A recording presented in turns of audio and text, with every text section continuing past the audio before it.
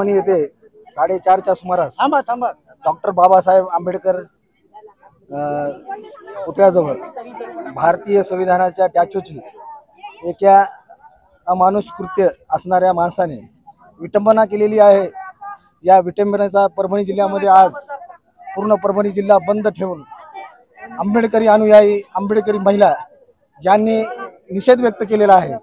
व याच्या पुढे अशी घटना महाराष्ट्रात किंवा भारतामध्ये झाल्यावर आंबेडकरी जनतेचा हा उद्रेक महाराष्ट्र सरकार, केंद्र सरकार यांना याचं उत्तर द्यावं लागेल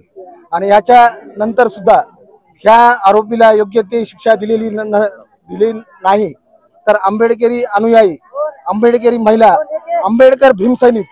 यांचा उद्रेक झाल्याशिवाय राहणार नाही। हे एक झलक आहे। याच्यानंतर एक जलसा म्हणजे उद्रेक की परभणी जिल्ह्यामध्ये पहिली घटना आहे की चळवळीचं केंद्रबिंदू असणाऱ्या परभणी जिल्ह्यामध्ये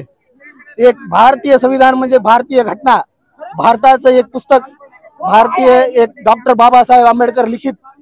संविधानाच्या स्टॅच्यूची विटंबना करणाऱ्याला फाशीची शिक्षा व्हावी ही परभणी जिल्ह्यातून आंबेडकरी अनुयायांकडून ही मागणी महाराष्ट्र भारत सरकारला मेंटल झाला आपल्या परमनंट मेंटल हिनत नाही का संविधानापाशीच कसा मेंटल झाला बाकीकडे काम नाही झाला संविधान मला बोलायचं नाही असा कसा मेंटल झाला तर आमच्याकडे हल्ला करा आम्ही त्याचा मेंटल पण दूर करतो कशासाठी करते पैसे जनतेला पाठीमाग कुणाचा हात आहे त्याच्या पाठीमाग